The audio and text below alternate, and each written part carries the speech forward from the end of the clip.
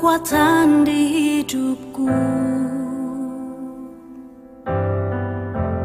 Ku dapat di dalam-Mu, Kau teguhkan hatiku.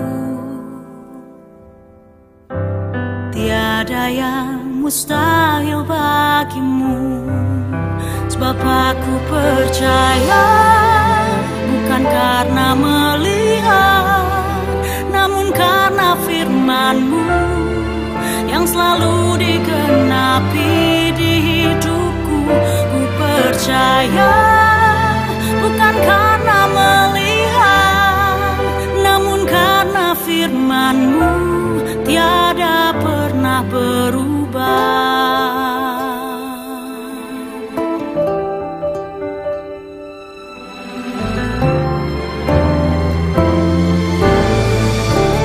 Kekuatan di hidupku,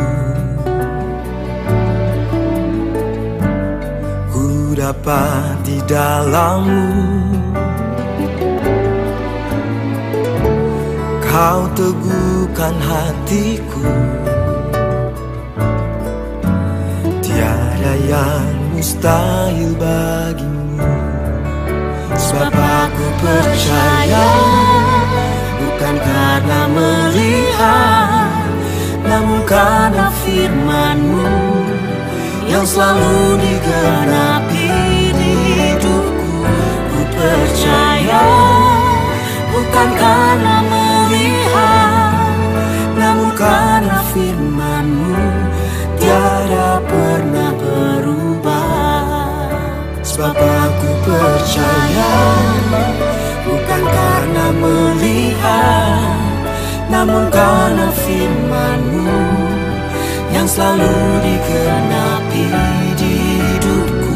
Ku percaya, bukan karena melihat, namun karena firman-Mu tiada pernah berubah.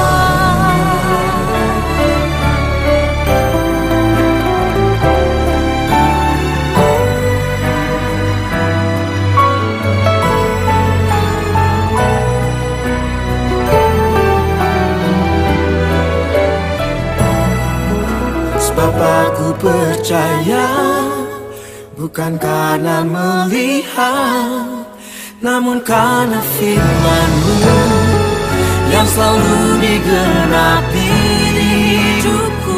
Ku percaya, bukan karena melihat, namun karena firman-Mu tiada pernah berubah. Namun karena firman-Mu tiada pernah berubah.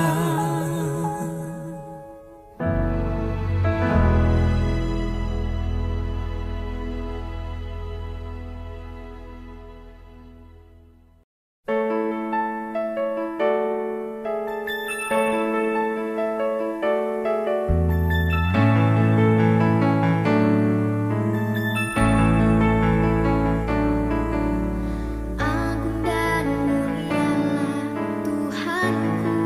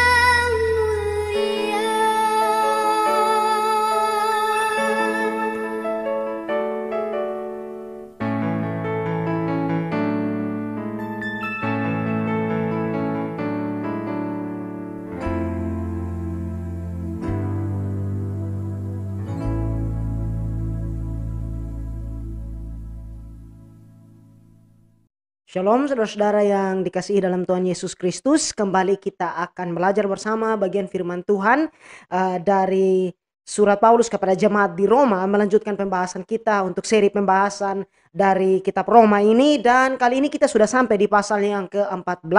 Kita akan melihat bagian pasal yang ke-14 ini dari ayat yang pertama sampai dengan ayat yang ke-23. Dan saya mencoba untuk membagi pasal ini menjadi dua bagian besar, yaitu yang pertama dari ayat pertama hingga ayat yang ke-13, di mana Paulus membahas tentang hukum kemerdekaan. Artinya bahwa sebagai orang percaya kita merdeka dan bebas di dalam Kristus. Tetapi bagaimana kita mempergunakan atau hidup dengan kemerdekaan itu, terutama dengan hubungan kita terhadap saudara seiman yang lain di dalam persekutuan orang percaya. Dan yang kedua kita akan melihat dari pasal yang ke-14 ini, mulai dari ayat yang ke-14 sampai dengan ayat yang ke-23 mengenai hukum kasih. Bagaimana menerapkan hukum kasih itu di dalam kehidupan kita bergereja, berpersekutuan bersama dengan saudara seiman yang lain. Karena itu sebelum kita membaca dan merenungkan bagian firman Tuhan yang ada, mari kita berdoa meminta tuntunan dan pimpinan dari Roh Kudus. Bapa di dalam kerajaan sorga, kami bersyukur untuk penyertaan dan kasih-Mu. Terima kasih bahwa hingga saat ini Allah izinkan kami untuk menikmati hari-hari yang Tuhan anugerahkan. Dan terlebih lagi Allah mengizinkan kami untuk boleh bersama membaca dan merenungkan kebenaran firman-Mu. Bantu setiap kami di dalam kelemahan kami memahami kehendak-Mu. Berikan kami kekuatan, pengertian dari Roh Kudus-Mu. Dan juga mampukan kami untuk hidup di dalam ketaatan. Ini doa, ini permohonan kami di dalam nama Tuhan Yesus kami berdoa dan bersyukur. Amin. Saudara, kita akan melihat dari surat Paulus kepada jemaat di Roma ini di pasal yang ke-14 mulai dari ayat yang pertama hingga ayat yang ke-23. Dan seperti outline atau pembagian yang sudah saya sebutkan di awal, kita akan melihat dari ayat yang pertama hingga ayat yang ke-13 untuk bagian yang pertama, dan kemudian ayat 14 sampai dengan ayat yang ke-23 untuk bagian yang kedua. Nah, pertama kita akan melihat tentang hukum kemerdekaan yang Paulus angkat di sini. Ayat 1 hingga ayat yang ketiga terlebih dahulu. Terimalah orang yang lemah imannya tanpa mempercakapkan pendapatnya. Yang seorang yakin bahwa ia boleh makan segala jenis makanan, tetapi yang lemah imannya hanya makan sayur-sayuran saja. Siapa yang makan, janganlah menghina orang yang tidak makan, dan siapa yang tidak makan, janganlah menghakimi orang yang makan. Sebab Allah telah menerima orang itu. Nah, di sini Paulus mengangkat hal mengenai kemerdekaan di dalam iman. Bahwa sebagai orang percaya kita tidak terikat atau tunduk lagi kepada aturan-aturan agamawi yang bersifat ritual yang kosong belaka. Dan dalam konteks ini, terutama mengenai aturan-aturan mengenai makanan di dalam perjanjian lama. Nah, kita tahu bahwa ada berbagai larangan yang diberikan di sana mengenai apa yang halal yang boleh dimakan dan apa yang haram yang tidak boleh dimakan. Tetapi itu di dalam perjanjian lama. Nah, sebagai catatan bahwa mungkin ada pertanyaan, mengapa orang-orang Kristen pada saat ini memakan makanan daging yang dalam perjanjian lama dianggap haram, contoh daging babi. Ada yang bertanya bahwa kenapa orang Kristen yang secara umum pada saat ini makan makanan itu. Nah, kita perlu mengerti bahwa di dalam perjanjian lama, terutama berhubungan dengan hukum-hukum yang ada, paling tidak ada 3 pembagian di sana. Ada yang namanya hukum sipil, yaitu yang berlaku mengenai tatanan masyarakat, hukum pemerintahan dan dalam kehidupan orang Israel di sana. Yang kedua adalah hukum seremonial atau hukum upacara, yang dimana makanan yang haram dan tidak haram ini masuk di dalamnya. Kemudian mengenai hal mempersembahkan korban yang ada di sana. Dan yang ketiga adalah hukum moral. Salah satu yang bisa kita perhatikan adalah mengenai 10 hukum itu. Nah, orang Kristen memahami begini, bahwa hukum sipil itu hanya berlaku bagi tatanan masyarakat Israel pada saat itu. Yang kedua, mengenai hukum seremonial, kita percaya bahwa Yesus telah menggenapi segala sesuatu. Kita tidak terikat dan tunduk lagi di bawah hal-hal itu semua. Karena pembenaran kita bukan karena melakukan hal-hal itu, tetapi karena iman di dalam Yesus Kristus. Dan yang masih kita terapkan dan perhatikan dan berlaku dalam kehidupan kita adalah hukum moral yang ada. Sehingga dari situ kita bisa melihat bahwa ada hal-hal yang tidak lagi kita lakukan dan tidak lagi mengikat kita dan tidak lagi menjadi tuntutan yang harus kita lakukan, seperti hal makanan yang disinggung di sini. Tetapi yang perlu kita lihat bahwa apa yang Alkitab bicarakan mengenai kehidupan dan hubungan kita di dalam Tuhan.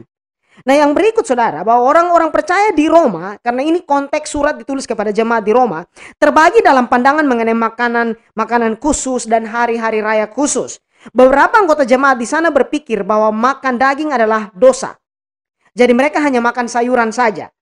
Anggota jemaat yang lain berpikir bahwa adalah dosa untuk tidak merayakan hari-hari raya Yahudi. Jadi setiap orang Kristen menyimpan keyakinannya untuk diri mereka sendiri yang ada terjadi di sana. Nah kalau itu persoalannya, bahwa jika mereka melihat dan oke, ini kesadaran saya untuk tidak melakukan hal ini, atau ini hal yang menurut saya atau membuat hati nurani saya terganggu, maka itu tidak akan menjadi persoalan, bahwa jika masing-masing orang menyimpan itu untuk dirinya sendiri. Tetapi yang menjadi persoalan di sana adalah mereka mulai mengkritik dan menghakimi satu sama lain. Satu kelompok yakin bahwa kelompok yang lain itu tidak rohani sama sekali. Dan juga sebaliknya. Nah menarik bahwa hal yang sama juga Paulus singgung dalam suratnya yang pertama untuk jemaat di Korintus. 1 Korintus pasal yang ke-8. Kita lihat di sana persoalan ini muncul juga. Di sini saudara kita lihat bahwa Paulus sedang berbicara kepada mereka yang dalam tanda petik kuat dalam iman. Yaitu mereka yang memahami bahwa ada kebebasan rohani mereka di dalam Kristus. Dan mereka tidak diperbudak oleh makanan tertentu atau hari-hari raya tertentu. Dan juga ada yang dikatakan di sini yang lemah imannya adalah orang-orang percaya yang belum dewasa, yang merasa berkewajiban untuk mematuhi segala aturan secara legalistik tentang apa yang mereka makan atau ketika mereka beribadah. Jadi mereka terikat kepada aturan di sana. Jadi ini konflik yang terjadi di dalam jemaat di Roma. Saya mengutip dari Warren Wiersbe. Dia menarik satu pandangan untuk bahkan kepada penerapan kehidupan kita sehari-hari. Dia mengatakan demikian begini. Bukanlah tanggung jawab kita untuk memutuskan persyaratan-persyaratan rohani dalam persekutuan Kristen di dalam gereja. Hanya Allah yang bisa melakukan itu. Menetapkan pembatasan buatan manusia atas dasar prasangka pribadi atau bahkan keyakinan pribadi berarti melangkahi firman Tuhan. Karena Allah telah menerima kita, kita harus saling menerima satu sama lain. Kita tidak boleh berdebat tentang masalah-masalah yang bukan hal-hal mendasar dalam iman Kristen. Kita juga tidak boleh menghakimi atau meremehkan satu sama lain di dalam jemaat. Nah, yang Paulus sedang ingin jelaskan di sini bahwa meskipun sebagai orang percaya kita merdeka dan tidak terikat dengan berbagai aturan dan ritual agamawi itu, tetapi jangan sampai kemerdekaan kita di dalam Tuhan menjadi batu sandungan bagi orang lain.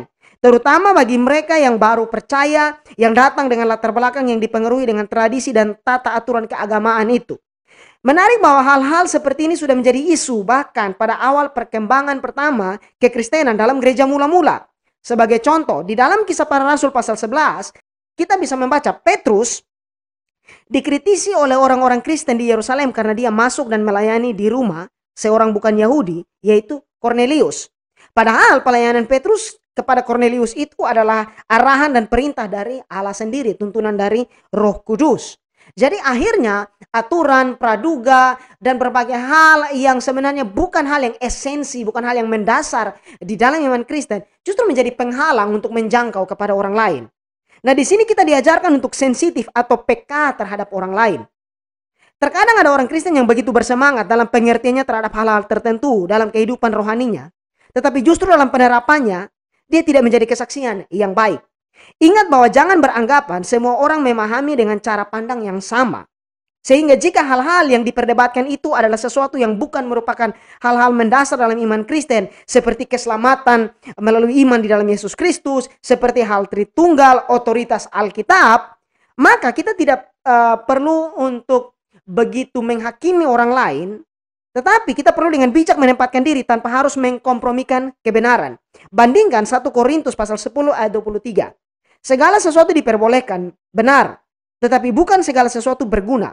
Segala sesuatu diperbolehkan, benar, tetapi bukan segala sesuatu membangun. Nah, saya mungkin mau menarik sebuah contoh yang masuk ke dalam perhatian saya untuk melihat dan menyimak hal ini. Salah satu contoh, katakanlah begini, bahwa saudara pergi atau ada di dalam lingkungan di mana saat ke gereja harus berpakaian secara formal. Nah, saudara tahu bahwa pakaian itu tidak menjadi sesuatu yang Allah nilai dalam kehidupan rohani saudara. Tetapi tidak ada salahnya bahwa ketika saudara ke sana memakai pakaian yang rapi. Kalau saudara punya pakaian yang rapi, baju yang kemeja yang formal mungkin maka tidak ada salahnya saudara memakai itu supaya jangan menjadi batu sandungan dari orang lain.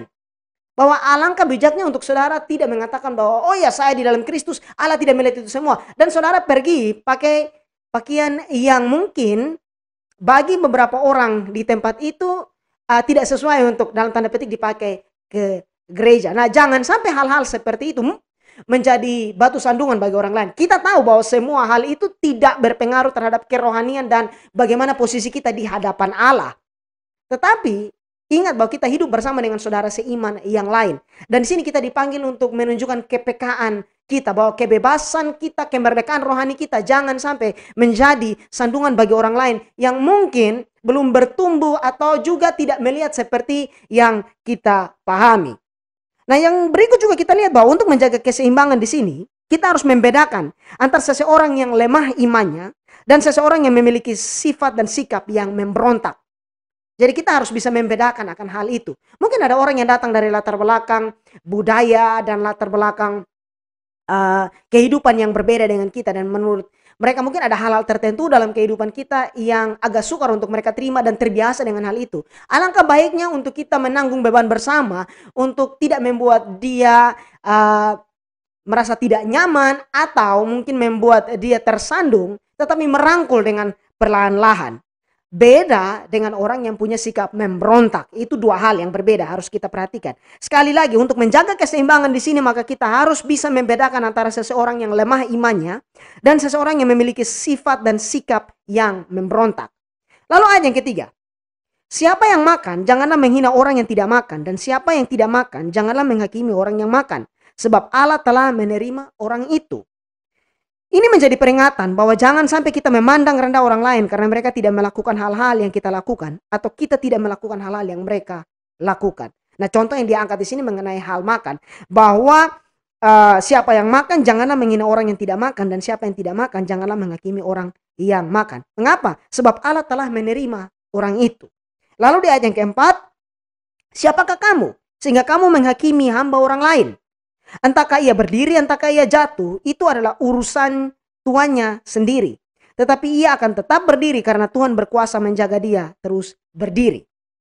Di sini kita diajak untuk memperhatikan dan menjaga hati dan pikiran kita sebelum menunjuk jari kepada orang lain. Keberhasilan kita dalam kehidupan kekristenan tidak tergantung kepada pendapat orang lain atau sikap orang Kristen lainnya. Tetapi kita melihat Allah adalah hakim yang benar. Lalu lihat di ayat yang kelima hingga ayat yang keenam. Yang seorang menganggap hari yang satu lebih penting daripada hari yang lain. Tetapi yang lain menganggap semua hari sama saja. Hendaklah setiap orang benar-benar yakin dalam hatinya sendiri. Siapa yang berpegang pada suatu hari yang tertentu, ia melakukannya untuk Tuhan. Dan siapa makan, ia melakukannya untuk Tuhan. Sebab ia mengucap syukur kepada Allah. Dan siapa tidak makan, ia melakukannya untuk Tuhan. Dan ia juga mengucap syukur kepada Allah. Di sini Paulus bukan sedang membuka pintu kepada berbagai penafsiran yang liar terhadap firman Tuhan dengan alasan menurut hati nurani masing-masing orang saja. Mereka bebas menentukan apa yang mereka percaya dan lakukan. Bukan, poinnya bukan di situ. Lihat bahwa poinnya adalah mengenai kesadaran hati nurani itu harus dipimpin oleh kebenaran firman Tuhan. Itulah sebabnya Paulus berkata, siapa yang berpegang pada sesuatu hari tertentu, ia melakukannya untuk Tuhan. Lalu dia juga berkata, siapa makan, ia melakukannya untuk Tuhan. Sebab ia mengucap syukur kepada Allah. Lalu dia juga berkata, dan siapa tidak makan, ia melakukannya untuk Tuhan. Dan ia juga mengucap syukur kepada Allah. Lihat bahwa dia menunjukkan fokusnya adalah hati setiap orang di hadapan Allah. Itu menjadi poin utamanya. Lalu lihat di ayat yang ke-7 dan 8. Sebab tidak ada seorang pun di antara kita yang hidup untuk dirinya sendiri. Dan tidak ada seorang pun yang mati untuk dirinya sendiri. Sebab jika kita hidup untuk Tuhan, dan jika kita mati untuk Tuhan. Jadi baik hidup atau mati, kita adalah milik Tuhan. Nah, ini adalah poin kunci dalam pembahasan ini. Karena kita sudah ditebus oleh Kristus, kita adalah miliknya. Dan identitas serta semua aspek dan bagian dalam hidup kita, bahkan hidup dan mati kita adalah bagi Dia. Itu yang perlu untuk kita pahami dan kita mengerti dan kita lihat di sini. Ayat yang ke-9, sebab untuk itulah Kristus telah mati dan hidup kembali supaya ia menjadi Tuhan baik atas orang-orang mati maupun atas orang-orang hidup. Penebusan Kristus membuat semua orang yang percaya kepadanya hidup dalam kerohanian mereka. Sehingga kembali fokus kita adalah kepada Allah yang memberikan kehidupan itu. Kepada Kristus yang menghidupkan kita secara rohani itu. Sedangkan berbanyak hal yang mungkin merupakan tata cara, yang mungkin merupakan tradisi di dalam kehidupan, bergereja, berpersekutuan yang ada. Kiranya semua itu ditarik dari kebenaran firman Tuhan. Nah, kita tidak bisa memungkiri bahwa di dalam kehidupan kita bergereja, berjemaat, berpersekutuan, di dalam lingkungan orang percaya, ada hal-hal tertentu yang mungkin telah menjadi tradisi. Sehingga pengujiannya kembali kepada hal kebenaran firman Tuhan itu. Dan poin utamanya adalah menjaga persatuan di dalam Kristus, dalam artian bahwa ketika hal-hal itu bukan merupakan hal-hal yang fundamental atau hal-hal yang mendasar terhadap iman Kristen, maka perlu untuk mengerti satu sama lain dan tanpa harus memaksakan hal itu kepada orang lain. Tetapi melihat bahwa kita semua adalah satu di dalam Kristus yang telah mati bagi kita dan juga menghidupkan kita untuk Allah. Nah, kemudian saudara, lihat di ayat 10 hingga ayat yang ke-13. Tetapi mengapakah engkau menghakimi saudaramu? Atau mengapakah engkau menghina saudaramu? Sebab kita semua harus menghadap takhta pengadilan Allah. Karena ada tertulis, demi aku hidup, demikianlah firman Tuhan. Semua orang akan bertekuk lutut di hadapanku dan semua orang akan memuliakan Allah. Demikianlah setiap orang di antara kita akan memberi pertanggungan jawab tentang dirinya sendiri kepada Allah. Ayat 13, karena itu janganlah kita saling menghakimi lagi, tetapi lebih baik kamu menganut pandangan ini. Jangan kita membuat saudara kita jatuh atau tersandung. Kembali bahwa Allah lebih menilai jiwa seseorang dan hubungan kita dengan orang lain lebih dari hanya sekedar peraturan-peraturan dan tradisi-tradisi semata. Di sini logikanya yang Paulus angkat bahwa karena kita semua akan berdiri di hadapan Allah yang menghakimi orang yang hidup dan yang mati, maka pertanggungan jawaban kita yang tertinggi adalah kepada Allah. Dan masing-masing kita bertanggung jawab atas pilihan hidup kita. Maka tidaklah tepat untuk menghakimi dan menghina saudara seiman dengan cara dan motif hati yang tidak benar dan tidak sesuai dengan kebenaran firman Tuhan itu. Dalam bagian firman Tuhan yang lain, Paulus mengatakan bahwa kita yang kuat kiranya menanggung yang lemah. Artinya bahwa jika kita tahu saudara seiman kita bergumul dalam suatu hal tertentu, maka jangan membuat dia semakin tersandung, tetapi doakan dan rangkul dia dan bantu untuk dia berdiri di dalam pemahaman yang benar terhadap kebenaran firman Allah. Nah, di sini kemudian saudara kita masuk kepada bagian yang berikut mengenai hukum kasih. Lihat di ayat yang ke-14 hingga ayat yang ke-15. Aku tahu dan yakin dalam Tuhan Yesus bahwa tidak ada sesuatu yang najis dari dirinya sendiri. Hanya bagi orang yang beranggapan bahwa sesuatu adalah najis, bagi orang itulah sesuatu itu najis. Sebab jika engkau menyakiti hati saudaramu oleh karena sesuatu yang engkau makan, maka engkau tidak hidup lagi menurut tuntutan kasih. Janganlah engkau membinasakan saudaramu oleh karena makananmu, karena Kristus telah mati untuk dia. Ini hal yang penting saudara.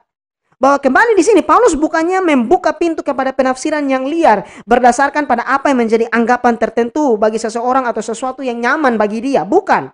Di sini poin utamanya adalah mengenai kasih dan kepekaan terhadap saudara seiman. Perhatikan kalimat kunci yang menjadi dasar dari sikap dan pengertian dari sesama saudara seiman ini. Janganlah engkau membinasakan saudaramu oleh karena makananmu, karena Kristus telah mati untuk dia. Jadi di sini kita lihat bahwa jangan memakai Alkitab dan pemahaman kita untuk menghancurkan saudara seiman, tetapi membangun dia.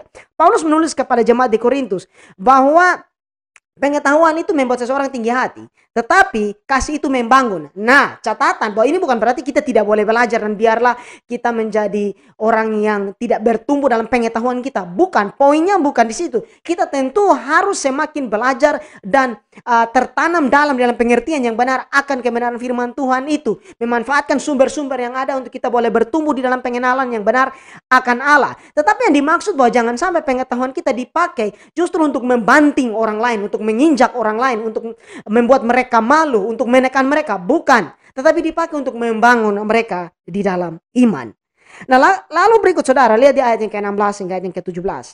Apa yang baik yang kamu miliki, janganlah kamu biarkan difitnah.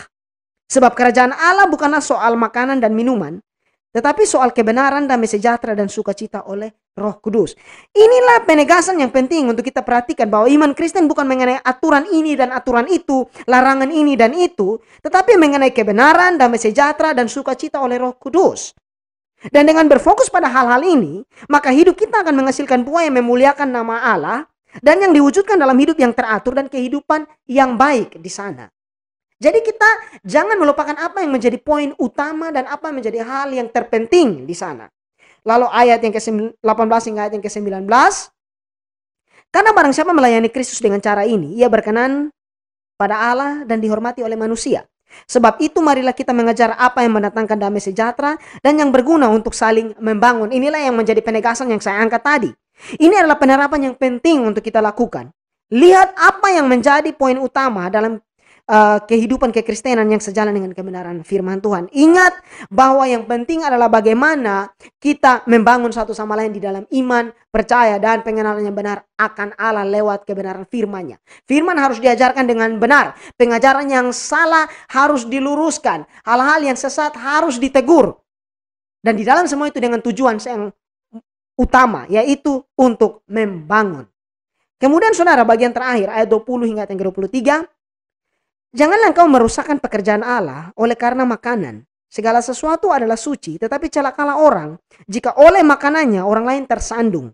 Baiklah engkau jangan makan daging atau minum anggur atau sesuatu yang menjadi batu sandungan untuk saudaramu. Jadi di sini Paulus mengajak untuk kita melihat bahkan berkorban bagi orang lain. Kita tahu bahwa ini adalah kemerdekaan kita. Saya bisa melakukan itu. Saya boleh, saya bebas melakukan itu. Tetapi ingat bahwa jika hal itu membuat saudara seiman kita tersandung, sebaiknya jangan. Dan kita berkorban untuk itu.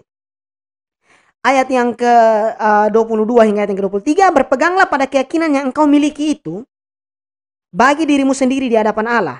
Berbahagialah dia yang tidak menghukum dirinya sendiri dalam apa yang dianggapnya baik untuk dilakukan. Tetapi barang siapa yang bimbang, kalau ia makan, ia telah dihukum. Karena ia tidak melakukannya berdasarkan iman. Dan segala sesuatu yang tidak berdasar iman adalah dosa. Allah memanggil orang-orang untuk datang kepadanya di dalam pertobatan dan pengenalan yang benar akan dia. Dan kepada kita diperingatkan untuk jangan engkau merusak pekerjaan Allah dengan berbagai aturan atau hal-hal yang dibuat sendiri yang sebenarnya tidak memiliki landasan yang kuat dalam firman Tuhan. Sehingga ketika membangun sebuah tradisi di dalam persekutuan di dalam kehidupan bersama sebagai orang percaya dalam gereja, lihat kembali bahwa apakah hal itu membangun orang di dalam iman atau justru sebaliknya menghalangi orang untuk datang kepada kebenaran di dalam Tuhan. Nah, poin kuncinya adalah dan segala sesuatu yang tidak berdasarkan iman adalah dosa.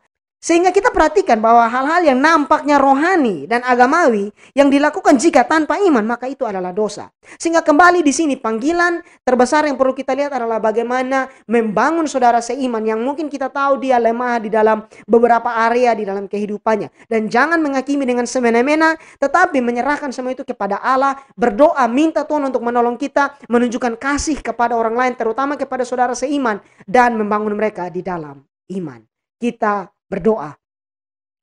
Bapa, kami bersyukur untuk firman yang sudah kami renungkan. Hamba-Mu terbatas, tetapi Engkau tidak terbatas untuk menolong kami mengerti apa yang menjadi kehendak-Mu.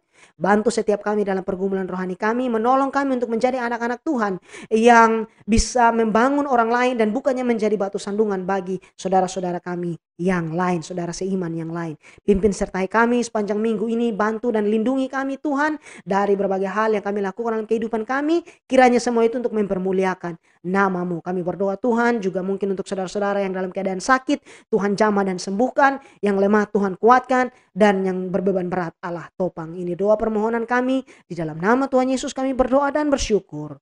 Amin.